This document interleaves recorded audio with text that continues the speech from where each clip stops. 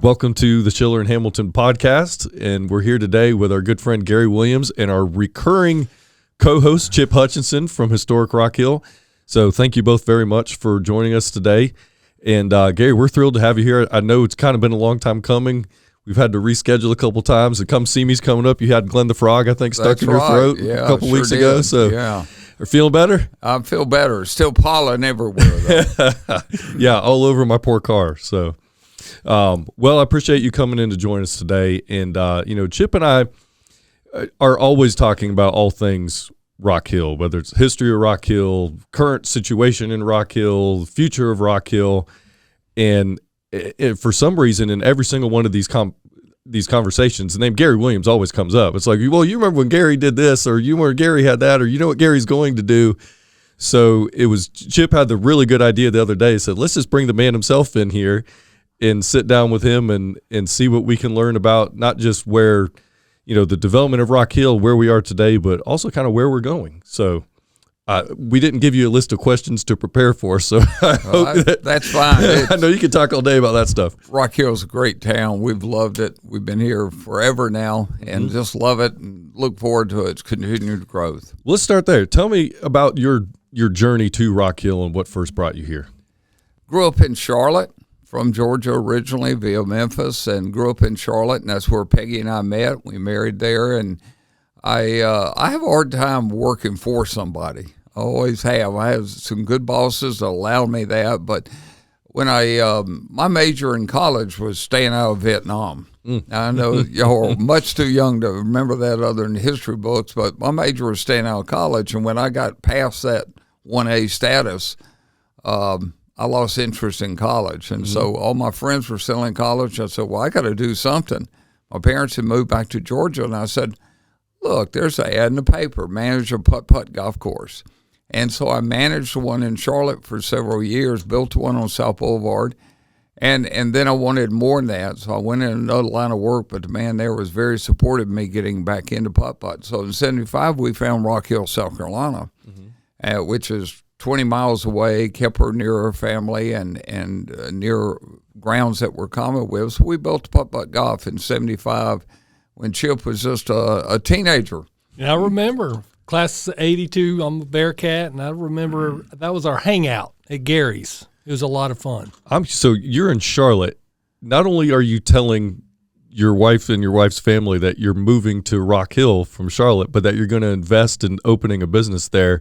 What did they tell you at the time? Because this is 1975. It's not like Rock Hill was a metropolis. Well, they smiled a lot at me, and people learn, when I get my head strong, I'm pretty well there to go. And we thought we were covered everything financially, but Peggy brought a dowry of a small amount into our marriage, and I had to use it to pave the parking lot to even open the golf course. So we were dead broke, but we're excited about the prospects. I don't think I realized at the time Rock Hill was such a small community, and it was a mill town. I mean, it really was a mill town, and people called Lake Wiley the river, and they went out to the river a lot, even though it was a lake. And but we made it, did a lot of promotions, started meeting a lot of great people in Rock Hill. In fact, I met the kids. I knew Chip several years before I knew Hiram. Wow! And the same way I knew most of the teenagers before I knew the adults. That's funny. So you got to know everyone's parents through the teenagers. I knew the kids first. So for folks who may not know, where was your putt-putt? It was where the Starbucks is at I-77 and Sonny's Road and Auto Bell Car Wash. It was right there, and it was still a 2-lane road, and we were out there next to nowhere. But you create a lot of excitement, and we had great play. We ended up in top 5 in the country of about 436-hole golf courses. So we did a lot of good promotion, interacted with schools, interacted with the community, with Burger King. We had Ronald McDonald out there and play putt-putt when David was a baby. David's a little bit older than that now, but David was a baby. You have a picture of him holding Ronald McDonald holding him. So, we did a lot of promotions out there and had a good man, Wally Blanton, who owned the Burger Kings. I had a long-term relationship with him, and he nurtured me and worked with me a lot on promoting and marketing. Now, Chip, were you on the competitive team out there? No, I was the goof-off team. I spent a lot of time inside playing the arcade games, too. So. Yeah, well, before we had the arcade games, we did have junior putting. Mm-hmm. And there's 3 people. We had about 30 kids. I could name about half of them are still in town, but Councilman Jim Reno was one of our good putters. Champion putter, huh? CEO of our chamber, Dean Fell, and his wife, Mary. In fact, Mary and Dean met out at the Putt-Putt Golf. Oh, that is too cool. And, I recognized them a few weeks ago, but I still believe Mary could beat both of them in putting.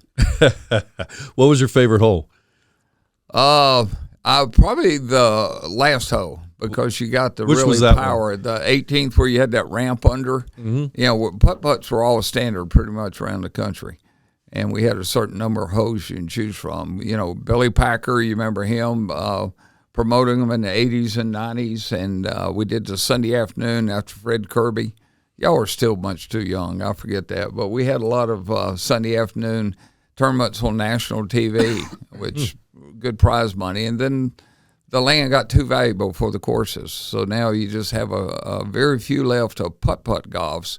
They're, trademarked. So a lot of miniature golfs around the country, but they're in mostly tourist areas, except for the one in Fort Mill. You just said something I didn't realize. So there was national TV here in Rock Hill for putt-putt? Well, it was usually filmed in a bigger city, Charlotte, Raleigh, or something like that. But Woody Durham, remember him? Not Woody Durham, Billy Packer, excuse me. Billy Packer did MCs on all those in the 80s and 90s. But it was a franchise out of Fayetteville, North Carolina, and thousands of dollars were given away. Just like Cornhole today and gaming, esports, and things like that. Putt-putt was a very big national pastime during the 70s and 80s. So what did you think when you first got to Rock Hill? Did you have a, oh no, what did we did moment? Or what was the reaction to y'all? And then what was your feel about the community when you first got here? Well, it was good people, and it's good middle-class people, and that was the people that played family sports, putt-putt golf being a great family sport. So we met a lot of good people from the very beginning in Rock Hill, and it just felt like we were neighbors and home people from the beginning. We moved in, Ralph Norman and Elaine were just married. We moved in the same apartments together. We had sons that were about 6 weeks apart. So Warren Norman and David Williams were in the crib together, and 1-year-old birthday party, and probably every year after that, even when they were college roommates. So now they built Miracle Park. Yeah. Our kids, Warren and David and our daughter Alice, were 3 of the leads on building Miracle Park. So, but the Normans meant a lot to us. Mr. Norman did before Ralph, and watched David Norman grow up. So we were met good people in Rock Hill that were growing Rock Hill at the time. And I'd love for you to touch on your story about the 26-year-old kid new in town goes and joins Kiwanis or Rotary. Yeah, my second year there, in fact, Uncle Billy Malden, who owned the Coke distributorship at the time, Fred Fairclough's his nephew, and Fred was a young little 25, looked like Freddie, and a little bow tie on, and I went to the old Coke plant, Hobos now, and he extended me credit. I mean, I was dead broke. He gave me credit, Billy Malden did, and a part of the Malden family that helped build Rock Hill. And he said, well, you need to join the businessman's group. And I said, well, that's cool. So I got put up for Rotary, joined it. And the first meeting, I was introduced at the same time as Gene Kasparic, one of the early orthodontists. He and Began were orthodontists here for a long time. And so I went to my second meeting, and there was 3 old men. They had to be in their 50s. And their 50s. Yeah. They motioned me to come over and said, we want to meet you, young man. We want to meet you. And so I sit down, and the Rotary badges, you just see their first names, everything else small print. So one of them was John, one was George, and the other one was named John.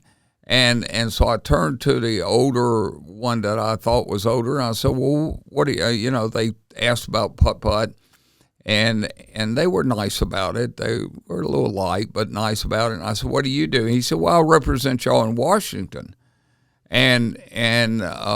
No, he says, I'll work with Washington and trying to get things for the district. And the other John said, oh, tell him what you do. You're our congressman. That was John Geddes.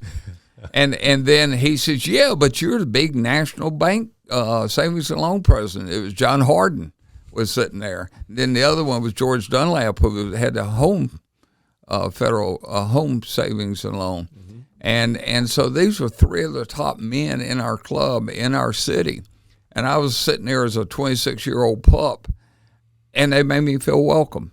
So I just knew, even after being in town almost 14 months probably at that time, it was a good community that all people in Rock Hill worked together. Whether you're a U.S. congressman, you owned a president of savings and loan, was First Federal, Home Federal, all the people, the doctors that were there and everybody. It was a great community, and we committed real quickly that we were going to raise our kids here.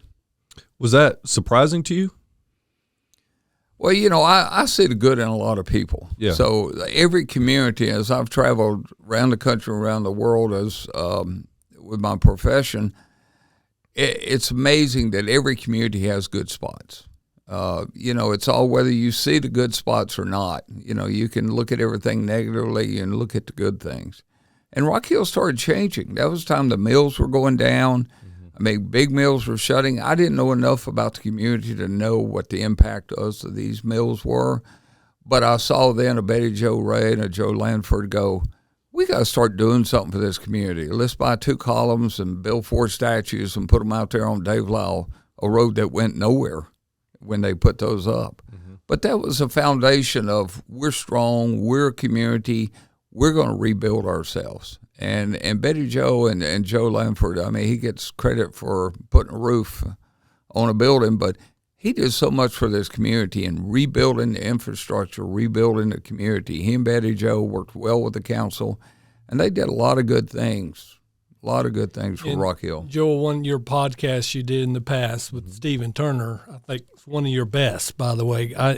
He went over a lot of all of that time of Rock Hill with the mall, the roof on the mall. So if any of the listeners want to go back and hear that, that's a good point. We'll fill in what Gary's saying. Yeah, that was a really interesting history. And, to your point about, you had leaders that were willing to do something.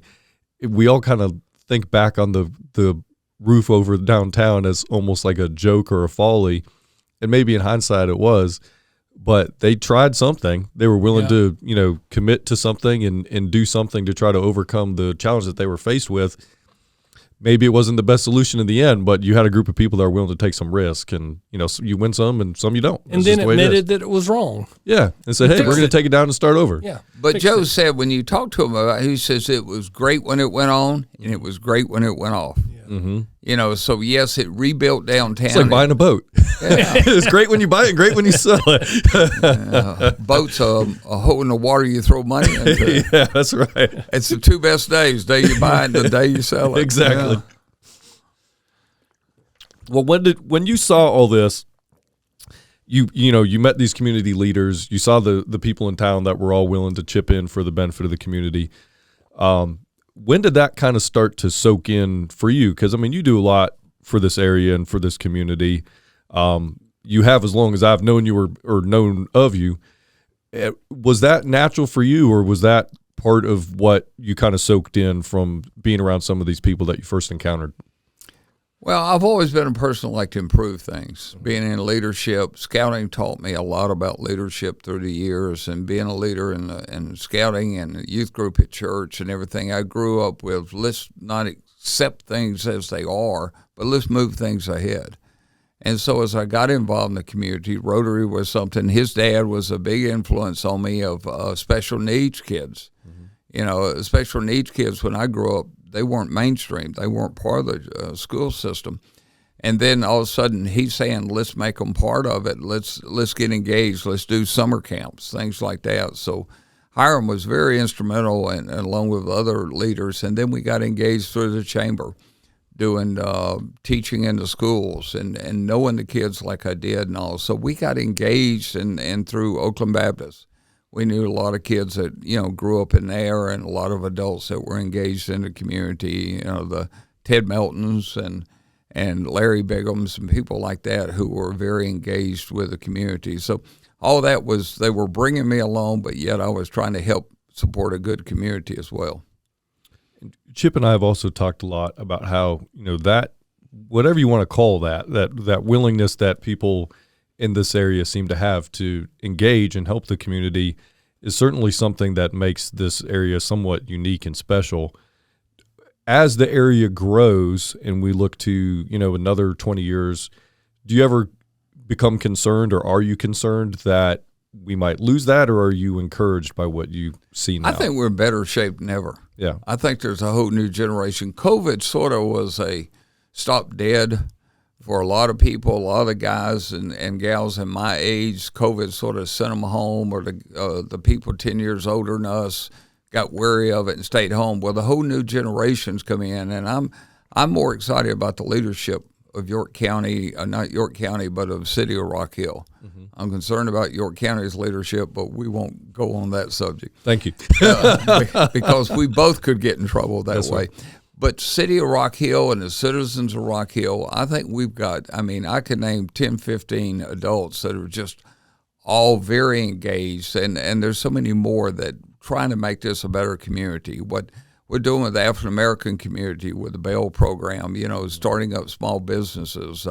Our growth in downtown, up and down White Street, is just phenomenal. Mm-hmm. We got 2,200 parking spaces being built within a quarter of a mile of each other, with another 1,200 come online in a few years. Is that enough?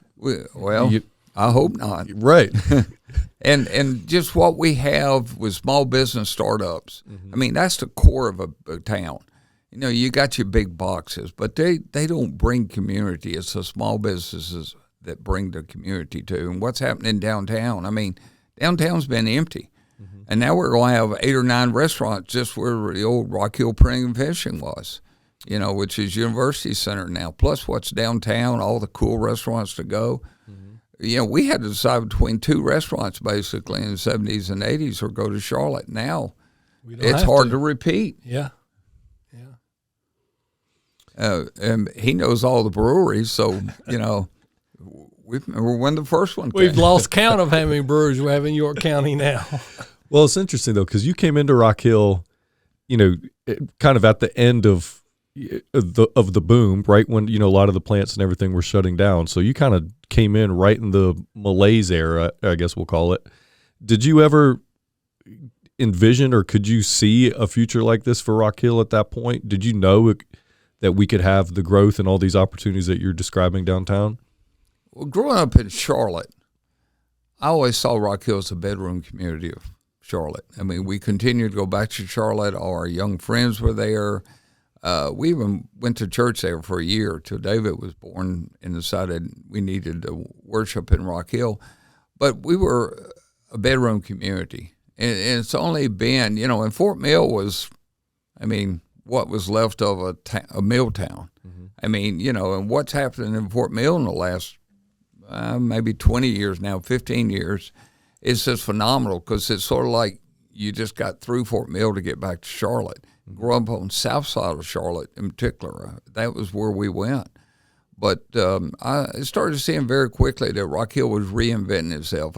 Really, Joe and Betty Joe, and then Doug Eccles. I remember him making, we wanted Charlotte to be like a campfire. We wanted it to be warm, but we don't want to get it too close or to burn us. Yeah. And I remember saying that. And so, you got those set of mayors. Now you got John Geddes and that young generation of moving us ahead to the future. We got the 35 to 55-year-olds that love this community and that have grown up here or have come into this community and are very dedicated to its future. And Gary and I would agree, Joel, that you're in that camp very too. Much so. So thank you for your dedication for what you do for our community as well. I appreciate that, but we're just trying to live up to a pretty high standard being set by some folks in this community. But so what do you think? You see a lot of this growth and everything downtown, and obviously y'all have been a big part of that.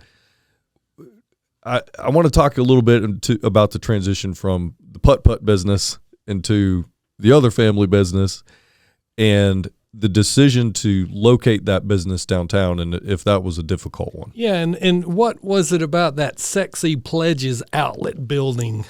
I remember Stephen Turner talking about how downtown Rock Hill was so dead in the 90s that you could lay down in the street and be perfectly safe. So what was it about that building? Well, when I sold the Putt-Putt, I worked for a small regional collection agency, and that got me into the collections business. I'd been in it in the early, mid-'70s, and I was desperate. Both my kids were hungry every day, and I had to find a way to make money to pay them, to buy them food. And so I went to work for a small regional agency, but it was not managed well. And I said, we can do this. So a guy that worked there, Neil Fudge, the Edgemore Fudges, he and I started Williams Fudge in '86. And so we started with one client, and we built it. And we've got 1,500 colleges today. But we were out to BTC. We started a Business Technology Center. David Vipram was out there. And it was a small business incubator. That's how it opened.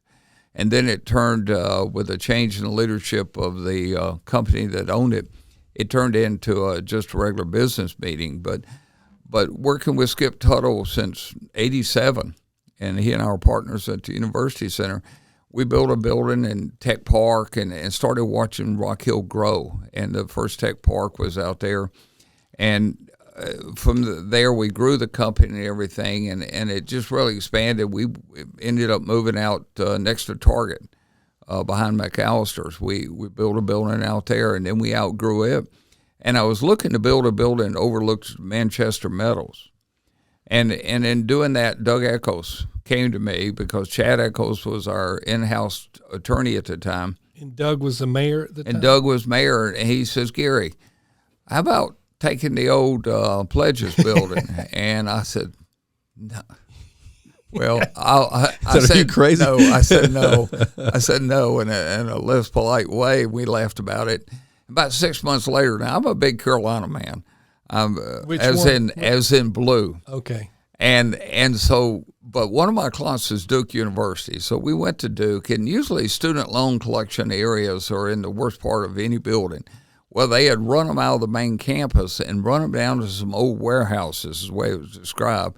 Well, we went down to the Durham warehouses with the old Lucky Strike and everything. They were building a ballpark there, and, the rest history. And they had remodeled some 100-year-old warehouses, and I walked in them and I went, wow.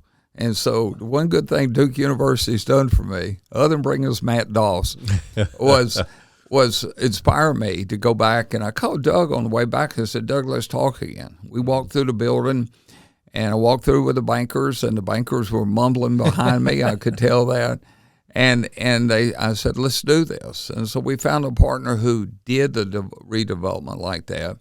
And he was out of Charlotte. He'd done several big buildings in Charlotte. So we partnered with him and since bought him out. But we redid the cotton factory, and I think that was a start. I mean, Stephen Turner worked years on that. Mm-hmm. But I think that was the start of, yes, we can redo this downtown. And I was glad to be part of that. And that's what really engaged me 100% into downtown Rock Hill, was that intersection where we, a little bit of paint and 312 windows, and you got a new building. Mm-hmm. A little bit of paint. When y'all first opened that building, there was really nothing else downtown, especially on that side of Dave Lyle. And now you have that whole corridor behind where you are all the way to Winthrop. So what was the progression then to say, okay, did you just kind of move into the building and then look down the street and say, what about all this? Or well, we were part of the group. We rented out half the space. Derek Close took a chance and came downtown with us. But Lee Gardner deserves a lot of credit. Mm-hmm. Lee then rebuilt the old, what started out as a credit union as part of Rock Hill Printing and Finishing, which is, Family Trust now. Mm-hmm. But that was their second building, and he tore it down, rebuilt it, spent a lot of money.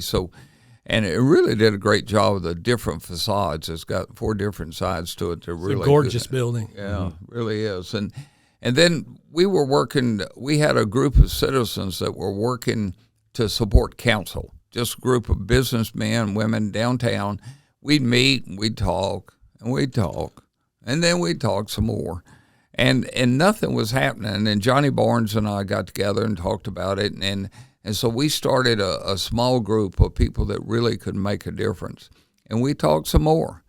And finally, we were trying to get Rock Hill Prevention up and going again because, it burned twice and the city had finally tore it down. And then I called Skip Tuttle. I said, Skip, let's do this. And he answered me about a week later. He says, okay, I understand tax credits. I was good at tax credits. I understood them, and Skip was a good developer. So we went together and put a bid in. And the city chose somebody else, but part of the city council's requirement was you got to work with some local people. Well, they brought us in, and we soon found that they had a great song and dance, but they couldn't deliver. So eventually, over a period of a couple of years, by 15, Skip and I had taken over the leadership of it and started redeveloping it there, working hand in hand with the city. Doug Eccles, still mayor, and David V. Hahn, and we met with them weekly and to redevelop that entire area, and started with the building. And we worked out a good agreement, a master development agreement. And that's the same master agreement that the former Panthers property owner was supposed to sign. And so we know exactly what that development was. When that deal started falling apart, all you had to do is look at the agreement. The agreement spelled out what everybody's responsibilities for it, and we had to uphold our side as well as the city. David V. Hahn had to uphold their side. So, we're developing one parcel at a time. Yeah. And that sports and event center is absolutely phenomenal. It's unbelievable. Yeah, world class. For right here in Rock Hill, it's phenomenal. 4,000 to 8,000 people every Friday, Saturday, and Sunday. And again, the Lowenstein building specifically, obviously you look at that thing, it's like a monument to, American industrial might. But at the same time, when you were looking at it, that was like derelict beyond repair. Was there a window in the place? Building. They built buildings better back then, and it was solid concrete and well put together. The columns and everything. It was a well built building. There was nothing wrong with it other than the city, as they owned it, didn't take care of the roof, and so it had a lot of water damage and things like that in it. But you could see it was a sound building. But we had to redo it according to state historical standards, National Park Service. So the state SHPO looks at all that, but then they send it to the National Park Service for our credits. And so, for every dollar we spent, we've got about 40 cents credit on tax returns if we redevelop it. It's to the way historic with the standards? contractor. Yeah. We could have built a Class A new building cheaper than remodeling the cotton factory. But that wouldn't be half as appreciated from the community like me. Right. And so a Class A building versus that, but then we got about 50% tax credits. So we actually built it for about a third or about 25% less than what we could have built a new building when you net it out. So the same thing happened, with the University Center is a state mill credit. It also is big box credit, like the old Kmart, Walmarts that are empty. The state provides credit for them. And it's on the national register. So all those credits all came to play as part of rebuilding this. It was more expensive than a new building, but when you net it, then it comes out a good deal, so we could offer lower rent to Charlotte businesses to come down. And that's where we got Atlas Copco and several other, Nucor Steel and several others to come to Rock Hill because we had such great rates. So tell us a little bit more about what's on the horizon for that whole corridor. Well, what you have coming in, because I see a lot of activity over there. A lot of activity. Derek Close and the Keith Corporation partner, and they're redoing the two warehouses there at Wilson and White Street. We're opening just almost any day. With the hotel is open, the deck is open. We're ready to open 147 apartments, except electricity is an issue right now. We can't get the necessary electrical sub-power to pour into it, so it should be open by May. The power plant is opening up, and that area is going to have 9 restaurants. The parking deck's going to have 2 restaurants in it. There's going to be 5 or 6 in the power plant. they're going to be a kiosk type of restaurant. Some of the big cities have these now where it's not a shopping mall kind of kiosk, but it's you could go in and get a steak, or you go in and get Chinese food, and you can sit at the same table with somebody else that wanted to get Latino food. Somebody said it's going to compare to Optimus Hall in Charlotte. I've been to Optimus Hall, and I think that's what this is going to be. And the old Sears building in downtown Atlanta is built like that too. And so it's a lot of upscale restaurants. Going to have an ice cream shop. They're still naming the names right now, and I'll let the developer release those names. But a lot of cool things happening. Plus, we got a 2-acre grass area out front that's going to be an entertainment view. The PRT is managing that with a private company. It's going to bring in groups. They have a circuit where they bring in groups. We'll have local groups in there. Restaurants everywhere just come out and, bring you a blanket, and it's just open grass area right in front of the power plant. And the second student housing is getting ready to start. For those folks that are listening may not know, it's in the University Center where the 2 big smokestacks are. Yeah. It's right there is where it's going to be. 1 2/3 smokestacks. If you'll notice, one of them says RHP and F, Rock Hill Prevention. The other one says HP and F. Evidently, lightning or something hit one about 50 years ago. Took the R off. Yeah. One of them's a little shorter than the others. You have to look at the right angle because the elevations, but one Gives of it them's missing character. it. Yeah, it's part of who it is. But we've checked the foundations; they're very stable. We've had everything checked out. We had to abate the area because they used to just dump everything out, and so we spent a lot of money abating. DHAC's been fabulous to work with, really fantastic to work with, and Rick Lee's been very instrumental in helping us out with DHAC. So it took a lot of people. We had our senator involved with DHAC nationally, and it was a lot of abatement that occurred because there was a lot of bad dirt. And a lot of people used to, you ask your grandparents, every Saturday the pickup trucks, pick-em-up trucks you'd call it, would show up and get the ashes out of the boiler, and they'd use those ashes as part of their driveway. I mean, they would take, now today, that's, you have to wear the white suits and, wear breathers and all to get rid of that. Yeah. But 40 years ago, they'd load up their pickup trucks, or 100 years ago, and, put them in their driveways to help the roadbed. So Use them for the driveway cinders, basically. Yeah. That's funny. Yeah. Let me indulge me for a second. Let me put something in perspective that I think Gary knows this, but he often may not say this, but I want to say it. Rock Hill's history, going back to its founding in 1852, through the Civil War, was just a small little village with a railroad track that went through it. But during Reconstruction, a lot of the cotton that was grown in the area had to go somewhere to find a train depot to take it north. Well, they have some important community members in our town. One of them in particular, his name is J.M. Ivey. And J.M. Ivey was the one that really helped spearhead the ability for us not to ship all that cotton up north. Let's open a cotton factory. And he and some other leaders in town created the Rock Hill Cotton Factory. And that's what sparked the textile boom in Rock Hill that got us off the farm, became the textile town we were for the next 100 years or so. That cotton factory building is the building that Gary and his partner rehabilitated for us to bring it back to life for what it is today. So that it's interesting how Gary talks about standing on shoulders of the past, and one of them he stood on was J.M. Ivey. And J.M. Ivey had a partner by the name of Hutchison.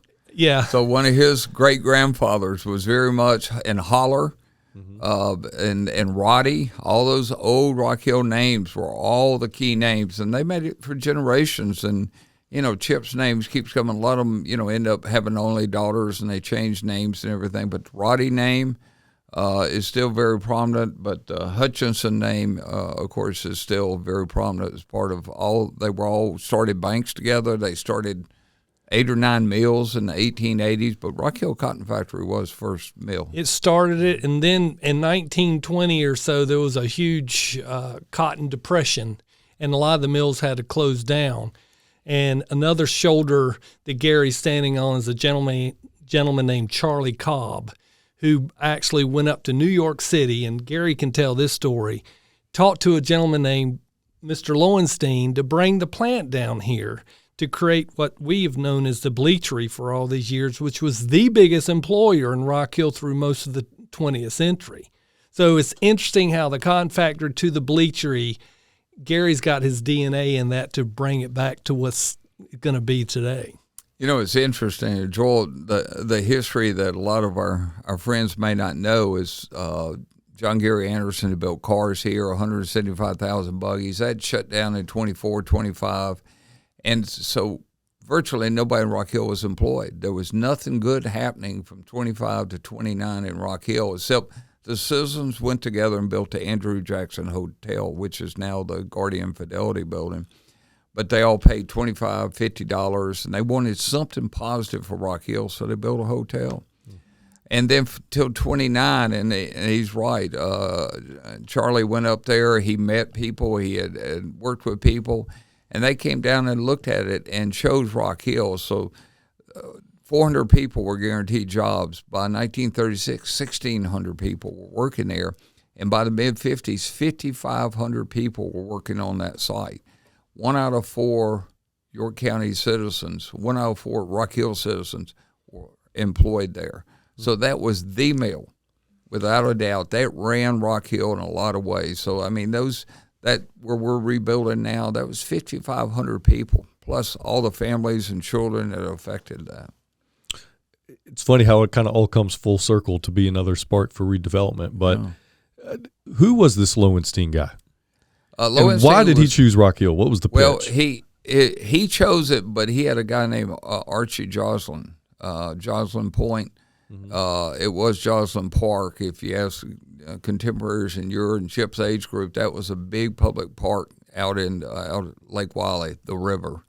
But Lowenstein manufactured all over the world. He had about 10 or 12 plants, and Rock Hill ended up being the largest producer of row print American flags in the U.S. And it printed a lot of fabrics. In fact, Derek Close bought the fabrics, and he's got over 500,000 samples of fabrics that were produced through the row print machines. And we're honoring that in a small way with a little area out in front of the Rock Hill Sports and Event Center with some of the machines, a couple parts of the machines just for artwork and all. But everybody worked there. And the family members worked there, and it was an honor to work there. A lot of the old Rock Hill names were managers. Bill Easley's dad, Joe Easley, was the longest-serving employee. He was the first employee, longest-serving employee, and he was assistant plant manager. And we're naming the apartments after Joe Easley. That's cool. They are called the Easley. Gary, you rattle off these names so easily. You rattle off the history just off the top of your head.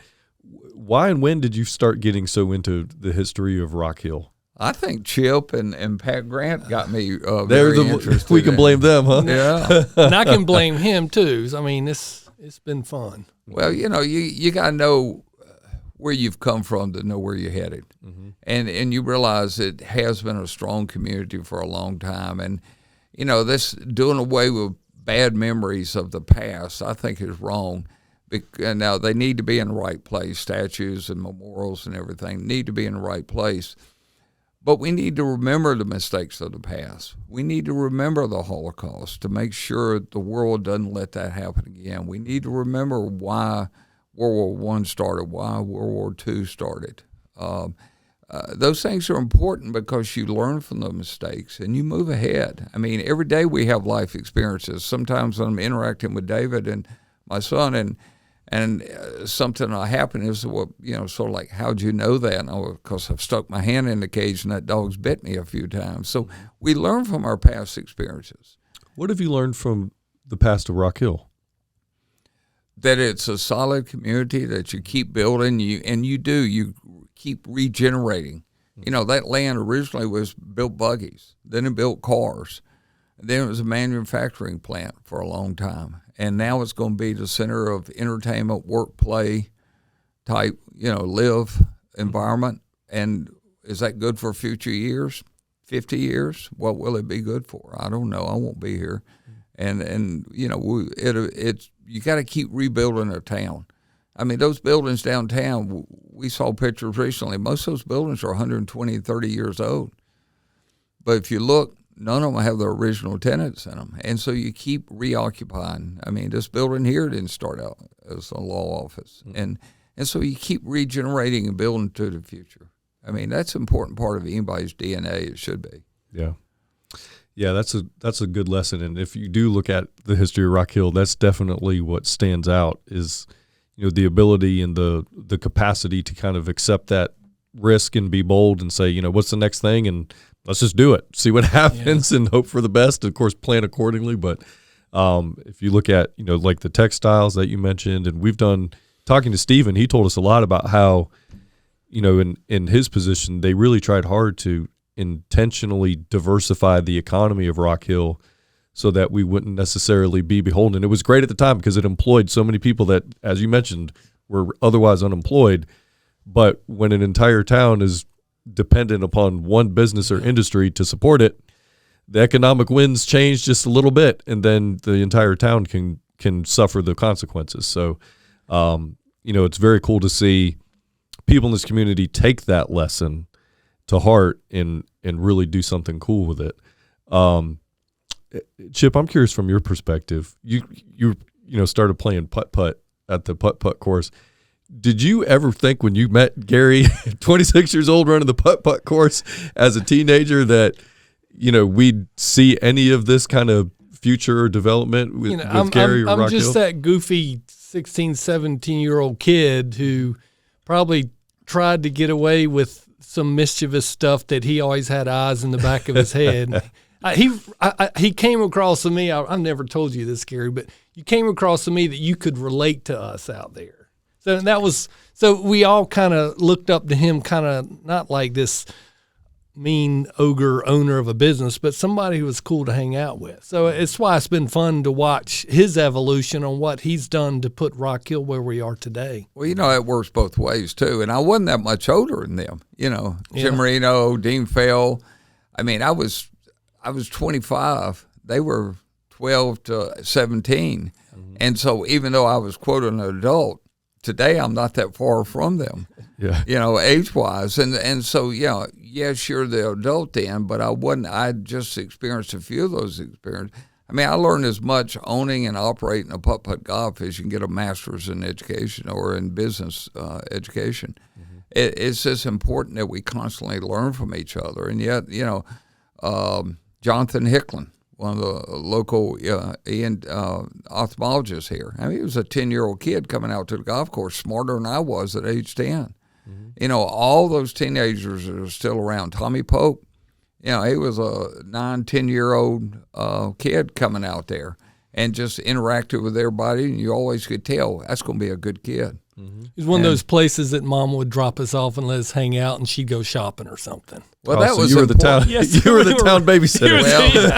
Well, we had a day on Monday where you could play all day for $1. It included a hot dog and a drink. And so, they would drop them off, and every dollar was precious to me at the time. So, but we made sure it was a nice, safe place. And when we added a game room, we added a new element of kid that would hang out. And so I heard a cop every Friday and Saturday night stay in the parking lot. You couldn't sit on the hood of your car. You either was coming into the course or the game room, or you were getting in your car and leaving. So it wasn't going to be a hangout because, like any business, one drug bust and your kid would never go back again. So we kept it. We worked hard making it a family atmosphere. Do you miss it? You know, I miss the fun of it. About once a month now, I get somebody say, you need to restart that because everybody had a lot of fun doing that. And a lot of it comes from the 50-some-year-olds. And, in fact, you know, in Charlotte now, there's the businesses that are having miniature golf and it's like Top Golf. Mm-hmm. It was miniature golf and beer and snacks as you walk around and play miniature golf, you know. And so, you know, are we looking at something like that? Maybe. Well, that'd be cool because, I mean, Rock Hill has definitely become this niche town for niche sports. You know, you mentioned the cornhole, the esports, you know, we could go on, BMX, disc golf, you know, how many can you name? But why not mini golf or miniature golf or putt-putt, whatever the official name is for it. People don't have an idea what esports is. Most people don't. If you do, well, that's what your parents told you not to do because you'd be worthless. Well, there's people making 6 and 7 figures playing video games all day. Yeah, college scholarships at Winthrop. 90,000 people watch them in an arena. Sit there in an arena. We've got a big event this spring through Winthrop and Carowinds. It's coming up next week. Yeah, next Saturday. That's what it is, next weekend. Cornhole, 48,000 members. I mean, they're making, the part-timers are making $10,000, $20,000 a year. Full-timers making 6 figures. And the American Cornhole Association is headquartered right here in Rock Hill. Yeah. And you mentioned COVID. During COVID, that was the only thing on ESPN. Yeah. The original live after COVID hit was Rock Hill, South Carolina. Going to be a trivia question one day. Yeah. I have a friend in Seattle, and he called me one day, and he's like, why am I watching Cornhole in Rock Hill on ESPN right now? Competition lives here. That's right. It's the only live sport that was out there at the time. And they had masks on. Yeah, it was pretty cool to see. That's the beauty of Rock Hill's evolution, you know, from agriculture to textile. And then, you know, you had to change. Textile goes away. Betty Jo Ray and the others that Gary mentioned had the vision and created the sports tourism. 2020, next year, BMX is going to have UCI is the BMX sanctioned group, this worldwide. They're going to have the largest tournament out here in Rock Hill at our BMX center next year. 40-some countries are going to be represented. This Esports, Joel, welcome to the Winthrop Board of Trustees, by the way. Yeah, thank you. We're glad to have you. I missed the first meeting that you were there, but this Esports, Winthrop has authorized, the board has endorsed it, put up about 150 stations of video games. And it's real near campus. The site is being signed now by the state government. But 150 people at a time can be playing esports. Yeah, and all those are going to be new Winthrop students. Oh, yeah, it's going to bring us Winthrop students as well as opportunities. Chuck Ray's done a great job with that. We're engaging with the Cornhole now. We're making this a campus for all kids again, and sports everywhere are important. But, you know, baseball is important, basketball is important. But all the sports for all of the kids on campus is important. Disc golf. Yeah. That's huge in Winthrop. Yeah, Winthrop will have the cornhole and disc golf and cycling soon. It had the world, and the BMX is coming in, and just a lot of diversified. Besides all our soccer tournaments we have, all the softball tournaments we had. I mean, Cherry Park, you know, when it was built, it was very controversial. Doug Echoes and another city councilman lost their seats over it, and because it was a alfalfa field. And they turned it into a city park, and people got so mad that some of the people that lived near it, and they voted them off council. And, I mean, you think about Cherry Park, what it does for our economy today. Yeah, and how many people know of Rock Hill because of Cherry Park and coming here for softball games. And, I mean, I live in Riverwalk. I have neighbors in Riverwalk who moved there from other parts of the world, not just other parts of the country, but, you know, or other parts of our country, but from other countries, to be near the cycling facilities in Riverwalk, whether it's the velodrome or the BMX or the mountain bike trails or whatever.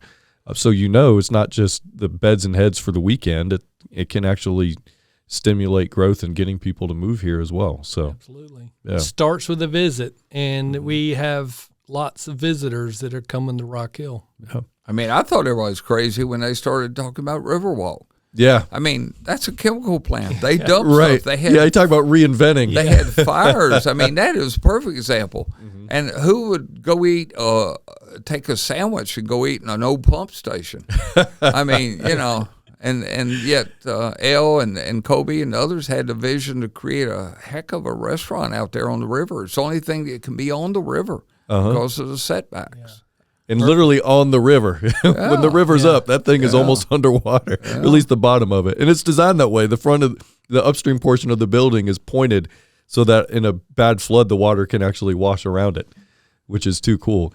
I was, I think, the 12th house in Riverwalk. Really? Yeah, we were one of the first homes back there. And we had been looking for a house for a while, and I kind of thought the same thing, you know, who would want to live back here? But at the same time, you know, I remembered I mean, I remember people that bought into Baxter paying $80 a foot. And I thought, well, if this is anything like Baxter and the growth there, we want to get in on the ground floor. So my wife, I'm surprised she forgave me, because I left on a Saturday morning just to kind of go for a little ride to look for a house. And I pulled in, and it was the Saucy Burbank model home. And there was an open house sign out front. And so I walked in, and there was another family in there looking at it, and they were talking about buying it. And I didn't even look. Marina wasn't with you. Marina wasn't with me. All I did was step in and look at the kitchen and kind of look around a little bit. And I heard them saying that they were going to go to the sales office and buy it. And I said, well, I made a split-second decision. I need to go buy this house because I liked it. I knew Marina would like it. I knew what she wanted. So I went to the sales office, signed the contract, gave a check for the earnest money. And sure enough, that other family walked in and said, we want to buy the open house. And she said, I'm sorry, I just sold it to him. So I left the sales office, called my wife. I said, I really hope you like this house I just bought. What attorney did you use for the divorce? Thankfully, she loved it. And it was once she got over the initial shock, she was like, oh, my God, I love that house. So, and it's been great for us. You learn to know what they like Exactly. as well, and y'all have been talking about it. So, but that's great y'all invested early, and I have several friends that live out there and all, but all the development, the city, I mean, again, it's public-private partnership. Mm-hmm. And what Mark's done out there with his vision and the retail out front, but it's live work. I mean, you got a pharmacy out there now, you got gas stations out there, and it's just, you got recreational area and all that's being developed. It's just phenomenal. And industrial on the other side of the street, Paragon Way, all that's just tremendous. Now we got a free bridge from the state. Yeah. Named a road after another one of Chip's ancestors over there. Yeah, and the Hutchison land on the other side, we got a great opportunity. Yeah. That vision's going to happen too. That's just another great opportunity that I think we dodged a bullet. And I think we did. And if you kind of just take out some of the middle, if you just think of the A to B, where we were and where we ended up, and what it actually cost this community to get there, from the county's perspective, we had the money from pennies committed to Mount Gallant, and we were going to widen Mount Gallant. Well, we got the money back, and now we're going to widen Mount Gallant. The city, basically the same thing. They spent $20 million. They end up with a beautiful site with its own interchange, paid for by the state. Total control. And Tepper with control, with interior infrastructure paid for. So now we have 200 plus, how many acres is it, Chip? 240. 240 acres with its own interchange, with the infrastructure already bought and paid for around it.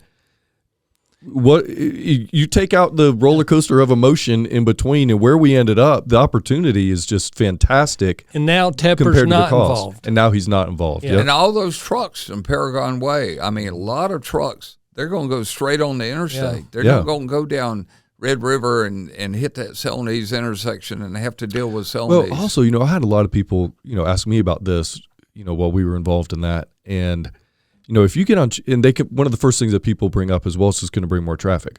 Well, with the interchange being right there, if you get on Cherry Road at rush hour, you notice 60 or 70% of the traffic dissipates when you get past Anderson Road heading into town. All you need to do is get past Anderson Road, and it's smooth sailing all the way to Winthrop.